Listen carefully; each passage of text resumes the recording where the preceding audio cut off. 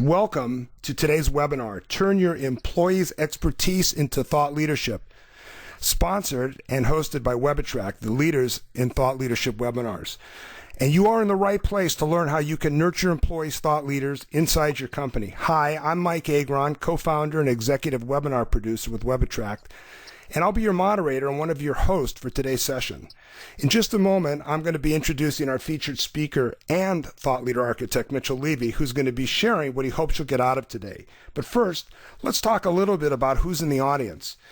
We have a diverse audience of over 300 professionals representing the following industry distributions. A lot of folks from B2B, B2C, and others. But today, what we want to be able to focus on is thought leadership. And it's really become synonymous with driving customer awareness, brand loyalty, and long-term profitability. We believe that thought leaders inside your organization can really become your secret weapon to attract prospects or advocates and also retain your best clients. But regardless of your industry type, we're confident you're going to find today's webinar value. Well, here's the person that I've had the pleasure of working with for almost a year. And Mitchell Levy, according to LinkedIn, is really the first thought leader architect in the world. And he's got some terrific information to share. And in fact, today's webinar in part is based on one of his most current books called Creating Thought Leaders Tweet. And I'm going to give all of you a chance to opt in for a complimentary copy of this ebook, and I'm going to do that at the end of the webinar, so hang around for that. But let me tell you a little bit about Mitchell. As you can see, he's got quite a background, starting in the corporate world with Sun. He's also successfully founded over 15 firms and partnerships. He's written 19 books, and he was recently the chairman of the board of a NASDAQ-listed company. Today, he's the CEO of THiNKaha, and I call him a friend, I call him a mentor, and I call him just a great guy to know. So, Mitchell, I want to welcome you to the webinar, and why don't you step up to the virtual podium and tell the folks what we're going to cover and what you hope they get out of today. Mike, great to be here. Thanks for having me, and great intro. Thank you. You know, I am certainly not the type of person who likes to read slides, so this will be the only time in the presentation. Hopefully you'll see that. But we thought it was important enough that you would know we are going to cover what is thought leadership, why is it vital to your survival, the 4 components of employee thought leadership, how to capitalize on the thought leadership funnel. So I'm going to share a thought leadership funnel that's not in the marketplace today. What they're going to do, I like to end presentations always with, is what do you need to do now? What do you need to do the rest of the day? So how do you make it happen for yourself? How do you get your employees going immediately? And then we'll share some lessons learned, and hopefully we'll end up with a bunch of questions at the end and have time for that. So Mike, what I'm kind of curious about is, based on those that are in the audience, what percentage of folks do they think their employees, what percentage of their employees should be thought leaders? Can you run with a poll? You got it. Folks, if you take a look at your screen, a poll has just come up. What we'd like you to do is tell us, based upon where you are today, what percentage of your organization do you consider thought leaders? Is it 0%? Is it 1%? Is it 2 to 5%, 6 to 25%, or 26% plus? And let's go ahead and share the results, Mitchell. What's your thoughts about this? Very nice. It's interesting. It's certainly along lines with what my expectations were. For those, by the way, that are at 0, we need to fix that immediately. We'll go through the presentation, but I'm pleasantly surprised at the 18% that has it at 26 plus. My expectations is we were going to see the bulk at 2 to 5%. So, Mike, this is very enlightening. Well, good. Let's jump into the first of the topics we have, which is, what is thought leadership? Please define it, and why is it vital to your survival? So the first thing that I want to talk about is if, in order to define thought leadership, let's look at the definition. We all know what an expert is. It's somebody who has expertise in a space. The thought leader is the go-to person in the space. It is the person that you think about as the expert. A good way to think about it is, let's say you're a firm, you're selling accounting systems to doctors' offices, right? You're going to have at least one thought leader. It's the one who does the entire country.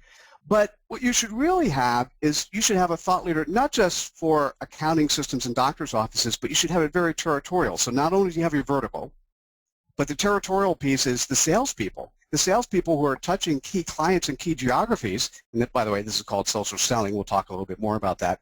They should be thought leaders in their space, and so they are recognized by the people who are doing it. And we could talk about how to curate and aggregate content, and we'll do that as part of it. But if you take a look at, this is kind of what I expected today, and it's along the lines of the poll where you got 1 of 12 who is a thought leader. Here's sort of my shocker today.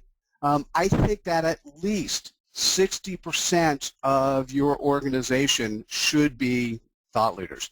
You can make an argument that 100% need to be evangelists, but at least 60% should be thought leaders. So that 26 plus that we had, that number should be a lot higher.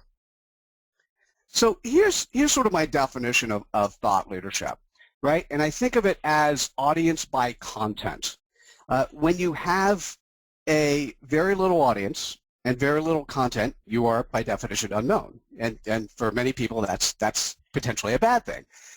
If you have a large audience but very narrow content, I think of Guy Kawasaki, the first evangelist we ever knew.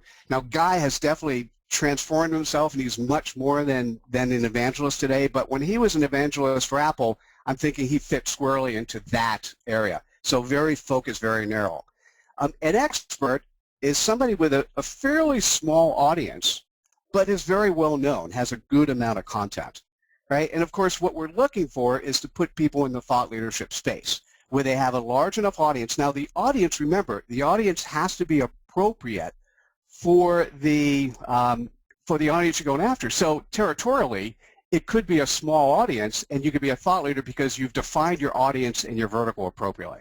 So anyhow, I thought I'd share a 2x2, and this we actually have on the THiNKaha website, as well as the slides will be going out. So why is thought leadership vital to your survival? Well, you know, if you look at the polls, it ranges between 60 to 80%. What we say here is 75% of B2B customers do online research first before they actually talk to the company. I saw a poll from the National Association of Realtors that it's 90%. So imagine that you are what was in the past a preview to the salesperson having access to the sales cycle. It is now invisible. So the sales cycle, which was previously available to the corporations and to the salespeople, is now invisible, and that's something we need to work around. That's what thought leadership's all about. So here's another area. Once again, it's another marketing slide I'm excited about. You need to have a four-legged stool. To me, thought leadership is about three things. It's about social media, it's about traditional media, and it's about employee engagement, employee activism. I mean, in the old days, when your employees would go home and they'd sit around the dinner table and they'd moan about the company, they'd do it to their family. Now they moan online and they're talking to tens, hundreds, or thousands of individuals. It's important to make sure that every employee is an evangelist. And as I mentioned, 60% of thought leaders. If you take a look at the rest of the stool, we've got social media, we've got more traditional media. I think what's fun and interesting about social media is the opportunity to, and I've added the adjectives educational and fun, the opportunity to actually reach out and touch people and do experiments in such a way where you could see if it works or not. You get lucky sometimes where things go viral. You get other times you're just purely educational. And what you're really looking at here is the opportunity to turn, in the old world it used to be called prospects, the opportunity to turn in the new world called future advocates, how to turn your advocates into advocates. So we play with THiNKaha. We've got a nice app. We play with the educational and fun area of social media, and I've seen lots of great experiments out there. So, Mitchell, let's jump from the four-legged stool of thought leadership to the four components of what employee thought leadership is. And hello to Steve and Tony and Patty and Jill for joining too. Back to you. Great, thanks. So when I talk to companies and when I'm thinking about who they are and what they do, whether it's individuals or companies or employees within companies, I actually think this way. And what I'm thinking about is I'm thinking, do they have help? Do they need help? Think of it from the perspective of them themselves. And I'm a big acronym fan, so I'm always going to grab an acronym. But it's, I shake your hand and as you're telling me your 30-second pitch, I'm thinking about these 4 elements, right? So let's start with H. H is for healthy following. And I brought up Ashton Kutcher for a number of different reasons, and that is, obviously, we all know him as an actor. As an actor, he's been successful at driving a large following. I mean, what companies, what individuals wouldn't mind 15 million followers on Twitter, 16 million likes on Facebook? I mean, it's spectacular. What a lot of you know, and some may not, is he's also an investor in startup companies, and he uses these platforms to actually start polling the audience and sharing some of the things that he's doing with a much larger platform. So he's built a platform in some area and used it. So when we talk about the P of help, he's actually using his own platforms to drive more success for him. And I think a lot of the companies that we'll reference do that as well. The second thing I want to talk about is the E for exceptional execution. What's super urgent, what's super important in today's world is the opportunity that when you touch somebody, you got to touch them in a way that they're happy about it. They want to come back. You want to turn every opportunity that you have to touch your, once again, it used to be all prospects, to touch your future advocates and turn them into advocates is really important. And Marcus Sheridan does that real well. And Mike, you met Marcus at a CMI event. You want to talk about him for a second? Sure. CMI being the Content Marketing Institute, which Joe Polizzi runs. I think it's interesting because what Joe Polizzi says is that the next thing in becoming content aware is thought leadership. And Marcus is an interesting study because his company, a small company, was really hit by the downturn several years ago, and he realized that he needed to get more business and rise above the noise. And what he ended up doing is blogging on everything people would want to possibly know about pools. Next thing you know, Google picks him up and turned his company around, and he's just done an incredible job of using his thought leadership to be very, very successful and build an organization and a following. I mean, I just think it's fantastic, Mitchell. Yeah, and I think it's great for and an opportunity when you think about someone like Marcus, and there are many people you think about, and you get to touch people in social media today in such a way that they give you things and you feel good about who they are. And one of those people, shout out to Jill Raleigh here.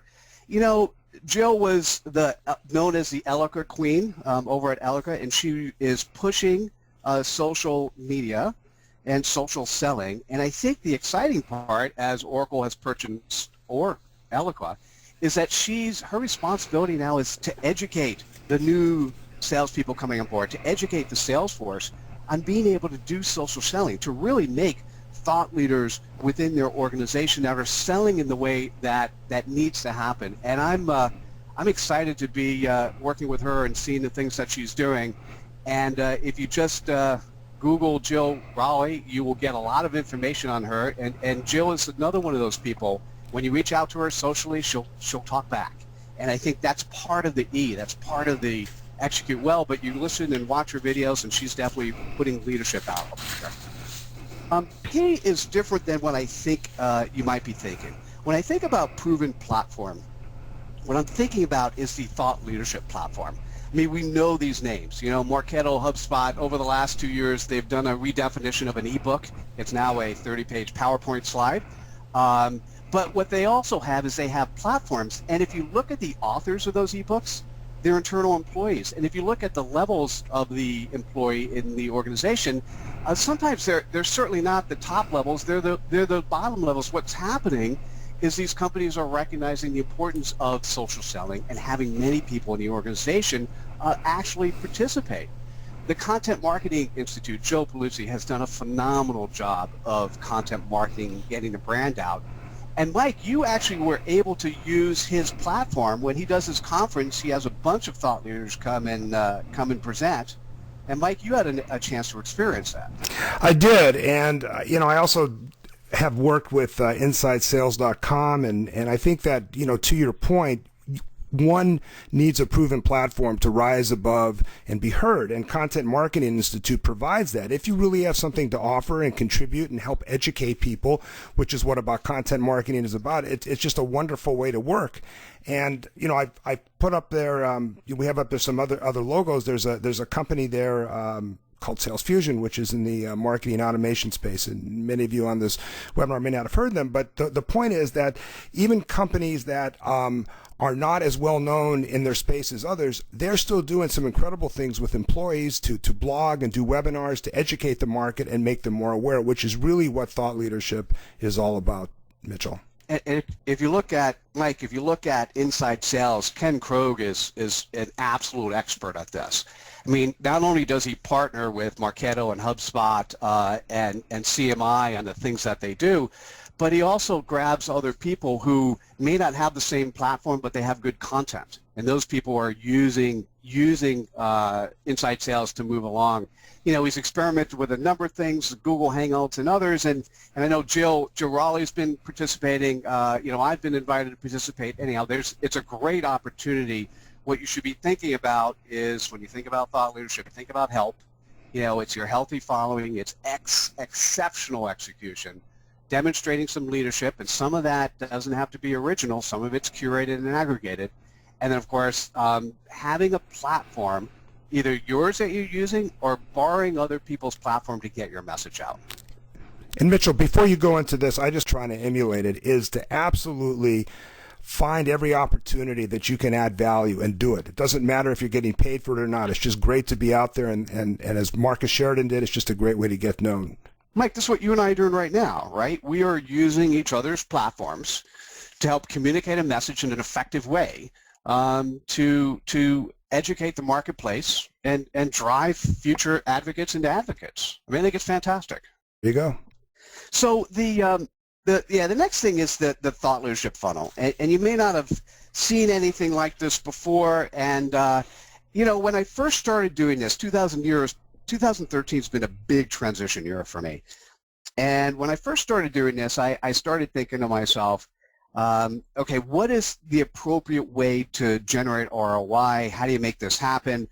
And if you look at the funnel, and we created this thought leadership funnel, you want people to be aware of who you are. You want them to engage with who you are. Jill was nice enough to let me borrow the term future advocate, so I had prospect in there at some point in time. And of course, at the bottom, you have an advocate. What's interesting about an advocate is they may not actually have been a customer, right? And so I started presenting this and started sharing this with others. I was in front of a Vistage group of CEOs, and the CEO said to me, Mitchell, what is wrong with this picture? And I go, I don't know, you tell me. He goes, well, you're assuming that things move from the top to the bottom, and at the bottom it's narrower than it is at the top. And what I wanted to mention, and all of a sudden I had this aha moment, love aha moments. I had this vision. Do you remember when websites first came out? We always assumed that the homepage was where people were going on the website. But you know what? That's not true anymore. And what happens, obviously, with Google, you go into the special location that the person who has interest is very interested in going to, right? So this is not the funnel. The words are similar, but let me share with you the thought leadership funnel. So what we're looking at here is the recognition that at the bottom, you may actually have more people who are advocates than you've even touched. So at the beginning, at the top, you want to generate awareness. That's one to many. And you do it through these vehicles that I mentioned there. What you're then doing is you want to create engagement. This webinar, for instance, is an engagement, a physical talk, looking at content. There are many ways to engage people. What's interesting about this one is there are sometimes, like this webinar, you may not have known about Mike Agron or Mitchell Levy. You just sign up for the webinar, and hopefully we've helped you become engaged and turn you into a future advocate. And you take a look at the future advocate, typically what happens there's a one-to-one relationship. They're looking for your content, whether it's a phone call, email, direct correspondence. You got to touch them in such a way where you are executing well, and then all of a sudden you turn it into an advocate. And what's interesting about the advocate is once you have an advocate, and advocates, they may have purchased products from you, they may look at you positively, they're certainly going to be giving you reviews, endorsements, referrals. But what's interesting is advocates are going to be talking about you without you asking them to talk. If you're providing good content and you're providing good experience, you're executing well, and you're putting out your leadership, remember, you're doing what's help, you're delivering help, you're getting these advocates who are really driving things for you. You know, it's funny. I asked my son, because we always want to name something, and I asked my son, what do I call this? You know, so we call it thought leadership funnel. It's kind of not really a funnel exactly, but maybe that's what we'll do with it. And he goes, Dad, that's a double trapezoid. And I said, well, I'm not sure that's going to work. So hey, listen, I'm open. If you got a good name for this thing, let me know. But I'll give you one example of cases where you can be an advocate, even a paid advocate, before you do anything else. So my son, 15-year-olds, does a lot of gaming, right? And so one of the things that happens is his friends will influence him, right? They'll influence him. There'll be future advocates and advocates for a particular product, and that particular product, one of the products he had was a product called Fallout. And a lot of his friends said, hey, you've got to get this product. You've got to use it. So he just went out and bought it, right? Then he liked the product enough, so they executed well enough that he then found out who the company was. So he was not aware of who the company was, just the product. He then looked at the company, and he's purchased every product that the company's made, right? So it's kind of interesting because the funnel here is so much different than we thought. It's not top-down anymore. You're coming in at any particular location. And so, we have some ROI components associated with this, and I'm happy to talk more about it. But this is what I want you to be thinking about in terms of the thought leadership funnel. Well, Mitchell, I think we're on one of the final sections here on talking about how we actually help organizations jumpstart and activating their employees' influence. What are some of the things that we can do? And I know you've got this outlined, and we've got quite a few questions coming in, so I'm going to let you take this portion over. I always like to stand in front of an audience and have people know what they could do tomorrow. I mean, and given that the time of day, know what they can actually do today. So these are 3 steps, and they come directly from the Creating Thought Leaders tweet book. I think, as you mentioned, I've written 19 books. This is my 18th. And you know what? Even if I could say so myself, I actually am reading it and practicing myself. So it's always nice when you have an asset that you can actually use yourself. And one of the things that's important, so here are 3 steps. 1, define your market. So who is the market, who you're going after, what services can you deliver? And then what's really important is define it both vertically, in the vertical you're going to play, and also the segment you're going to play.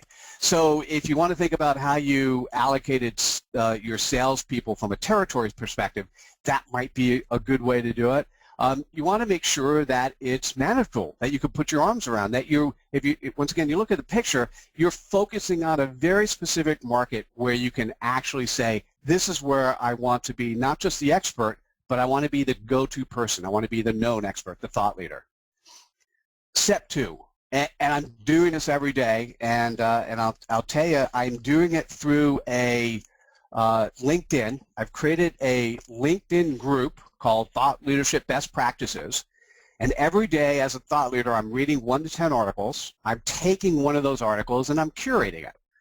And what I do is not only do I put the article on the page itself, but I then actually post on LinkedIn, Twitter, Facebook, a link to the article that's curated and the author that's created it. And I've picked up probably 50 to 60% of the authors have joined the group. So it's a great opportunity for me to befriend other thought leaders, right? Because what I'm doing is I'm reading their work and I'm commenting on it, and I like it. So I'm sharing their thought leadership, I'm commenting on their blogs, I'm retweeting their tweets. Essentially, what we're doing is we're building the clout score. So that's one of the tools that you can use to measure influence. There's a number of tools that corporations can use, and I think that's kind of what's really important is to make friends who can help you share your thought leadership, your L, with their platform. Okay, step 3, make it happen. right? So start setting up media engagement, start making things happen. We just created a Google, my friend Michael Pacopi and I just created a Google Hangout on thought leadership. So we will be interviewing people regularly, but there are many of those Hangouts that are available or other areas in which you could share your leadership. It's important to write. I am a big fan of writing and crowdsourcing books. The THiNKaha series is comprised of 140 Twitter-sized quotes. Very easy to write a book and then share it in multiple formats, multiple platforms. I also want to point out that content can not just be originated but aggregated and curated. And so the ability for you to do that, and actually the post in the Thought Leadership blog this morning was on how to go about curating content and the difference between aggregation and curating content. And the thing that I want to really mention is step 3. I think what's important for everyone that's listening is you got to make it a habit, right? I was a local newspaper, the San Jose Mercury News. I was a local newspaper subscriber for 23 years. 9 months ago, I canceled my subscription. I now read it online on my iPad mini. And at the same time I read the paper, I also read the New York Times. Now, what I really love about the New York Times and how they did their paper is that any particular article I'm reading, I could then instantly, within 2 clicks, I could share it via email or whatever platform I want to whoever I'm thinking about. So we've published over 240 books. I got a bunch of authors. I can easily share articles that are associated and relevant to them with them. So that's now a habit. I feel bad if I don't read the paper in the morning. I added to that habit a couple months ago, the habit of going online and checking my social media components. So I do that as well. So I'll spend 15 minutes online checking Facebook, LinkedIn, Google+, and Twitter, and sort of commenting, sharing, liking what people are doing. And I spend 2 minutes on my app doing the same sort of thing, is sharing content in the world, the THiNKaha app. And so what's important is to allocate time every day to make it a habit. So part of what we want to do here, the premise of the webinar, is to get you guys thinking about the importance of your employees' expertise being thought leaders. You know, we shared a 2x2 model, which was audience by content. I shared the 4 components of help. Shared with you a thought leadership funnel, which is a great way to start looking at it, changing behavior, and creating an ROI. Gave you the 3 simple tips. And what I wanted to do as well is end with the 6 lessons that I learned in 2013. And what's interesting, I think some of these are apple pie and motherhood, and some of them will go, oh, that's pretty fascinating. So this is the 2013 lessons. You know, I think what we showed and what was obvious now is that the sales process is now invisible to the salesperson and the organization. So what's important is to create thought leaders and to, whether you call it social selling, micro-marketing. Julio Viscovich is a big fan of, Hootsuite's big fan of micro-marketers. So whether you do it in that particular way, it's important to figure out how to go out there and touch your future advocates to turn them into advocates. Whether or not the number 2 is an absolute truth today, or there are many people at organizations trying to make it happen, social selling is or will be the new norm. I think number 3 is interesting, and based on some of the questions we have, we need to help employees become thought leaders to win. And once again, what it means, everyone in the organization should be an evangelist of the company.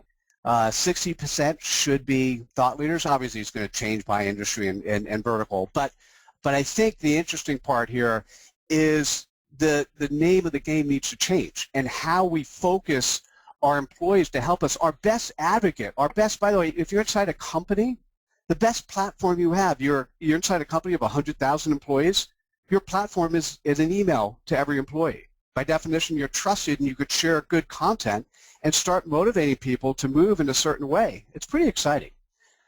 Number 4 is to make sure that you narrow the space of the thought leader, the right vertical, the right geographical area. Make it in such a way where you can put your arms around it and make it happen. And this way, you can expand the number of thought leaders inside your company.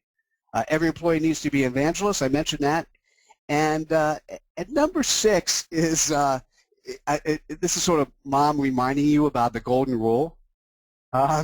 You know, you got to be nice to everyone because you don't know who your next advocate will be. You know, everyone is a future advocate in one way or the other, and so you don't know who your next advocate is. And so I think it's important to be nice to everyone, and I think that's the premise of social selling and micro-marketing. So Mike, I'm kind of curious. You know, we did this in a pretty rapid time. There's lots of content, good tools to share. I'm curious if we changed the needle. So I'm wondering if we could take another poll and see what people were thinking of in terms of what percentage of the employee base should be thought leaders. Yeah, I think it'd be interesting to see how we move the needle. So, folks, this is our second poll. And if you would now tell us, based upon what you learned today, or what percent of your employees will be thought leaders tomorrow, let's go ahead and see. Let's see if we've been able to articulate our passion for thought leadership and see how everybody in the audience has picked up. So, you know, Mitchell, one of the things that I wanted to tell you that I think is the most enlightening of all the work we've done together is the word advocate. I've really never liked the word prospect. It kind of sounds less than or target. I love the word advocate, and you have really helped change that in my thinking. So I thank you for that. Get ready, Mitchell, and let's see what your thoughts are on how we did today. Better. Holy cow. I love it. By the way, thank you for that 4% who said zero. Who's the 4% in the old poll that had zero thought leaders. Having that zero now, hey, we're there. I'm excited. The 1% typically is the smaller company who thinks that the one CEO or the one executive should be the thought leader. And I just would encourage you to actually focus on thinking about making everyone else contribute, making everyone help. And actually, it's not really making anymore. It's encouraging. It's making it happen. But Mike, look at the numbers. The bell curve is definitely skewed towards the 25% and beyond. Terrific. Now, by the way, if we did this next year, that 26% should be the bulk. So that's the goal for the next one. But I'm very excited about being able to communicate this. And I do communicate very often the importance of making this happen. I'm glad you're able to participate. We had, just so you know, a lot of people gave some great questions and great statements of what they want to learn. I was so excited to read through that. And so we got a bunch of those questions that we can answer, as well as questions that are coming in from the folks. So, and they're coming up in just a moment. Let me just kind of wind out the formal part before we both step up to the virtual podium and tell people how they can continue the conversation and get more information. In just a moment, I'm going to give you all an opportunity to opt in to get a free link to download the ebook of Creating Thought Leaders Tweet. Also, you see how you can get a hold of Mitchell, his website. And Mitchell also has, as I do on LinkedIn, a thought leadership group, which is available by going on LinkedIn. Something that we didn't really get a chance to talk about, which is pretty exciting, particularly because it's free, is the THiNKaha app. So, Mitch, why don't you take a second and talk about that, and then we'll move on. Sure. And one of the things that I'll try to make a promise on, I sort of remembered or mentioned that Jill Raleigh's good at responding. One of a lot of my favorite thought leaders out there are just really good at responding to people's social media. So if you reach out to me, I'll do my best to respond in a quick and efficient manner. The Thought Leadership Group on LinkedIn is a great place for you to start learning and also contributing, because we have some great people already there, and we'll grow that tremendously. The THiNKaha app is free, so it's on the iTunes store. You download that. It's comprised of 140 Twitter-sized quotes, so it's a great opportunity on any particular topic to amplify and activate your messages. And like I said, I wake up in the morning, I spend 2 minutes, and I've sent two quotes to LinkedIn, Facebook, Twitter, and Google+. And then I come back, and during the day, what's very cool is seeing what people are doing in terms of sharing, liking, and basically I'm using other advocates who are helping to share my messages, or maybe they're future advocates, soon to be turned into advocates. And so the THiNKaha app's a great tool to use, and in my company, we can actually go ahead and ghostwrite books for the series as well, and we're happy to help. So happy to talk about that, and please feel free to use that, and join us on in the conversation for the Thought Leadership Best Practices group on LinkedIn. Thanks, Mitchell. Well, don't go anywhere, because we've got a lot of questions that I want to go and have you start to answer, and then I'm going to put up in just a second a way for people to get a free copy of the book. So the first question I have here is from Cheryl. Cheryl wants to know, it says, social executives drive the mission, vision, and value into their culture. Why do you think this is important? And that's for you, Mitchell. Yeah, Cheryl, thanks for sharing. You know, in the big picture, if you take a look at the transition the country, the world has made, we were in an industrial society. Some people would say we're in an internet society. I think we're there, sort of, but I don't think we're even close to being into the internet age that we should be. We are still making that transition on how to do things. The way companies are organized, structured, the way processes are done, the annual review is still so archaic, and it's a direct result of organizational, industrial society. In an internet-based society, you know immediately that the most important thing is what question can you ask to generate the right answer. And so in a lot of cases, to get employees excited and motivated and to allow them to be thought leaders is they need to be compensated. First, they need to be given permission, right? They need to be told that this is important and this is helpful.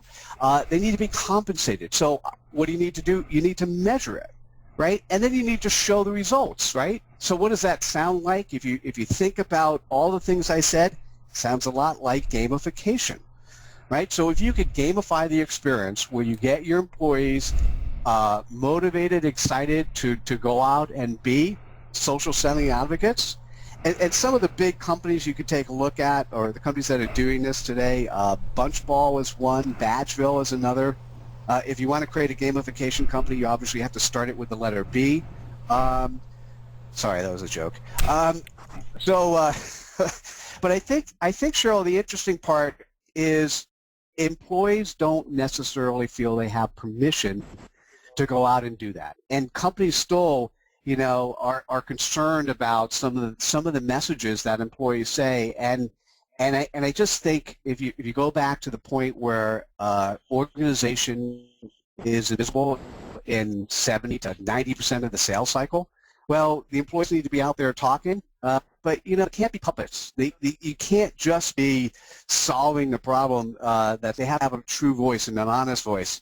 And that actually comes, that vision, that is given by the executive staff in a number of cases. Sort of a engaged activity, whether you do tops down or bottoms up. Tops down is certainly always much more effective. Thanks, Mitchell. We've got Jolene coming up, Naima, Todd, so let's go in that order. Jolene wants to know, you mentioned how ebooks, and I hope I'm reading this right, are now 30% PowerPoint. Is this effective, and are the more interactive ebooks better?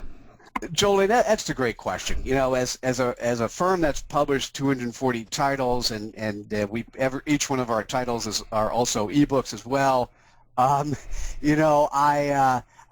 like to say that an ebook is much more than a 30-page PowerPoint slide. But what they're really doing is they're utilizing their platform to reach their future advocates and to turn their future advocates into advocates. So they're creating a touch point, right? And that touch point is something that if you could read a 30-page PowerPoint in 5 or 10 minutes, or if you could read a THiNKaha book in 15 minutes, and that is enough. Or even if you read 2 or 3 tweets and you go to a blog post and you get excited about it, and that's enough to get you excited, enough for you to share, to do something where you're actually demonstrating that you're interested in the topic, that's pretty interesting, right? And so, the concept of still calling it a book or an ebook gives it the credibility. They're using their platform, what they're really doing is they're touching you, and that touch of you is what's important to move your way through the thought leadership funnel. Are they effective? Absolutely, but that's a great question, right? The question that you really should be asking is, do I have the tool sets in place to measure the effectiveness? Because every time you execute a particular thought leadership strategy or approach, you should be measuring your results. And based on your results, if they work, you spend more time and energy. If they don't work, you do something else. Thanks, Mitchell. This is from Naima. Can you share some info about ROI of thought leadership? How do you measure it? And what is a good timeline for measuring the ROI? Thanks, Naima. We'll start with a timeline. It's not one of those things you do overnight. In the old days, we'll use the world of book publishers. In the old days, you come out with a book, the book publisher spends a ton of money. You spend typically $250,000, $500,000 publicizing a book campaign, and it becomes a New York Times bestseller, and then that person becomes a expert thought leader, and life goes wonderfully from there. That doesn't really work. There's so many platforms that people have today. There's so many microphones that people have to be able to share. That doesn't really work today as it did in the past. There's some great case studies on gamification of organizations where they've made every employee a thought leader or push to make that happen. You can use tools like Clout. There are a number of other tools as well where you basically are measuring social media influence. But what you're ultimately, and one of the things that's just, it's happening a lot, but it's not as measured as well as it could be, is using traditional media to drive people to social media and measuring the effect of whether or not they came through the traditional media or social media and what the end result is. So you could look at firms like Inside Sales, where they're not only gamifying the opportunity of selling, but they're also keeping track of what percentage of sales at the end of the day came from different social media channels, right? So you could start keeping track of who is touching you, how they're touching you, how they reached you, and of course at the end of the day it's all about ongoing revenue. But when we're talking about that revenue, and this is part of the transition today into a SaaS-based environment, when you're talking about revenue from a SaaS-based environment, what you're really looking at is you're looking at not only grabbing and continually adding more customers, but you're also managing your churn. And your churn is something where, you want to make sure that not as many people are leaving and that they're staying around, because what's super about SaaS is an ongoing, periodic revenue stream. Once again, it's another way in which your salespeople are less about the initial sale and more about making the client, making the advocate a ongoing advocate, so that making them excited and moving forward over time. So hopefully we covered a little bit. There will be some models that will come directly out of the thought leadership funnel that we shared. And I certainly am looking for some partners where we can drive that to a next level, both with tools and the right technology to make it happen. All right, Mitchell, we've got Todd up, Anna's next, the Neil, Kimberly. We've got quite a few questions. So let's go to the one from Todd. Speaking of weight, he says, I see you're referencing a Clout score. So how much weight does this really carry? There seems to be a lot of debate about this. That's for you, Mitchell. Yeah, Todd, I don't think the jury is 100% out on that yet. Whether or not using Clout or Cred or a number of other tools to sort of measure the success rate of your social media activities. What it does do in the space is let you know how active you are. So how many followers, how many likes, how many shares. It sort of lets you know the pervasiveness of your reach in the marketplace.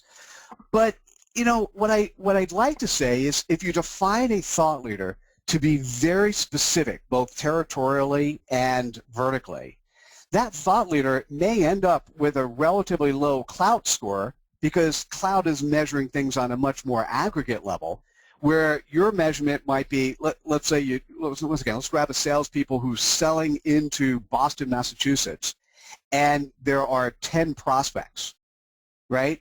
If there are 10 prospects, there's a 10 named accounts.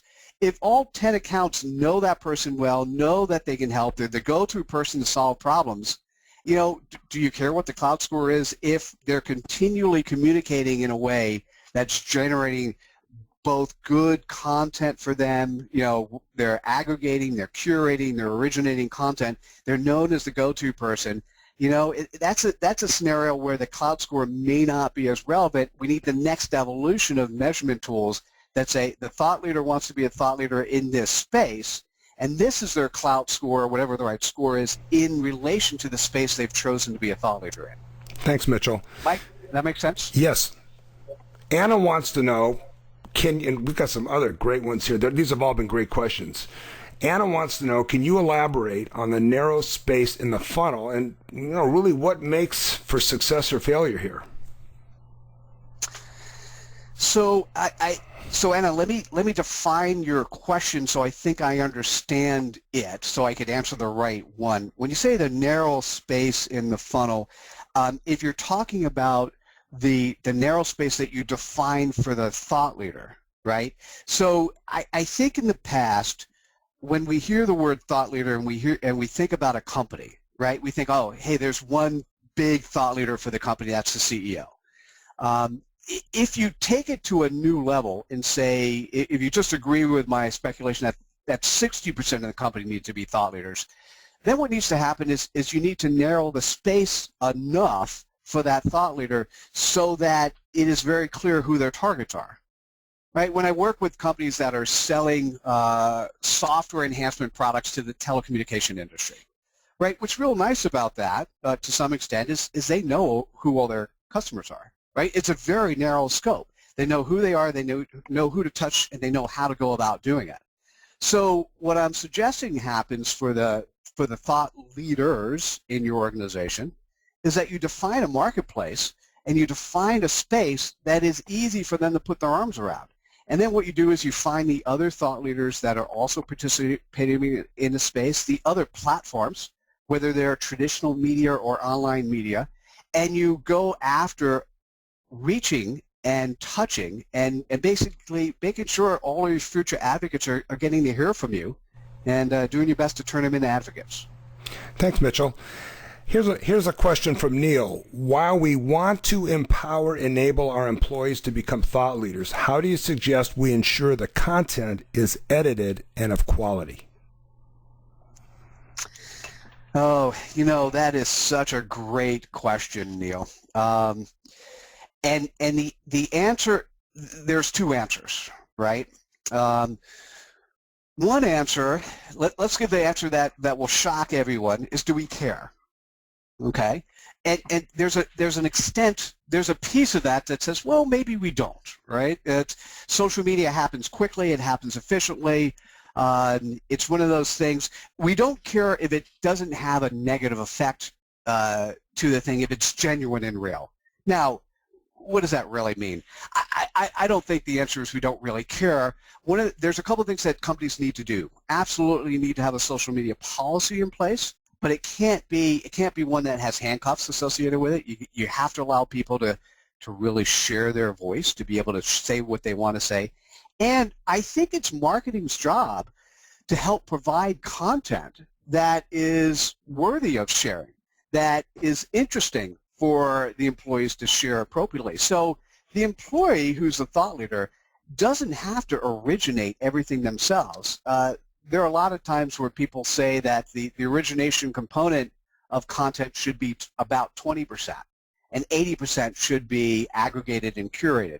Well, wouldn't that be a great opportunity for marketing to share content in bite-sized morsels, which is what people want to see and read today, to take bite-sized morsels and share them in such a way where the employee base can then share it in their networks across their platforms. And so I think there's a combination of sometimes it's not as important to be perfect, but what is important is to communicate a message that people want to hear, but is genuine from the thought leaders who are sharing it, right? It can't be contrived.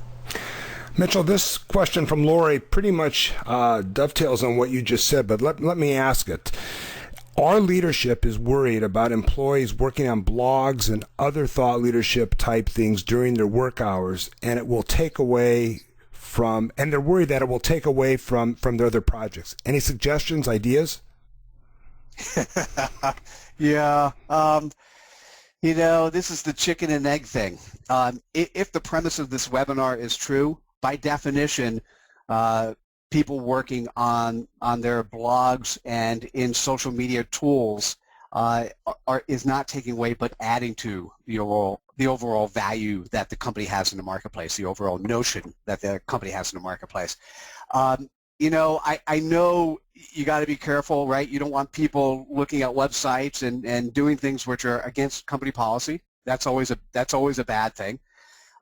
But what needs to happen is you just need to share with management a couple of interesting case studies, a couple of places where the sale of the company, whether it's an advocate who's pushing you in a certain area or a customer turned advocate, where that was influenced, was helped along by social media, because that's where you start, when executives start seeing the ROI, the direct results that come from being visible.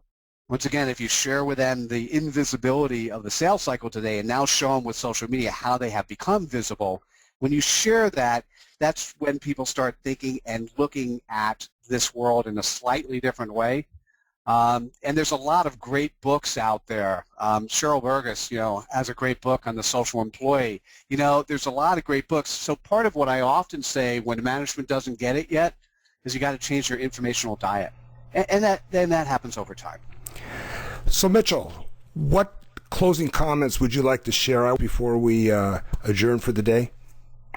Well, Mike, as a architect, webinar architect, thought leader, you guys, your team, you did great. I really I thought this was a top-notch job. I really liked what your team did to help create and put this message in the marketplace.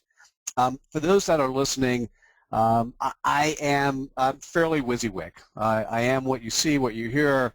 I'm excited to help. If you have ideas, thoughts, need help in a certain area, feel free to ping me. I'm happy to get back to you. I'll try my best to respond to those who are interested in arranging meetings. I'll try my best to get that quickly. But also I'd love to get to know you better and meet you online. And why don't we become future advocates and advocates of each other going forward. Anyone who wants to take this content and use it and extend it in the marketplace, please do, because I think social selling is the new norm. We need to make it happen, and thought leadership, being the first thought leader architect of the world, thought leadership is what's going to drive companies going forward. And the only reason I say this, Mike, I can honestly predict that in 10 years the word thought leader will go away. And the reason I say that is because it'll just be what everyone does, right? It's not something everyone will want to do. It'll just be what everyone does. And so between now and then, let's work together to make it happen. Well, I think one of the things we're keen to do is get some feedback on doing another thought leadership webinar in this series on thought leadership. So we really want to thank everybody for joining us. I don't know when an hour, not even an hour, has gone by so quickly. And if you have some other topics you'd like to hear, let us know. And I really want to thank Terry Holland on our team for doing all this behind-the-scenes work, but especially to my special guest, Mitchell Levy, for making today possible and getting me to put advocate in my vocabulary.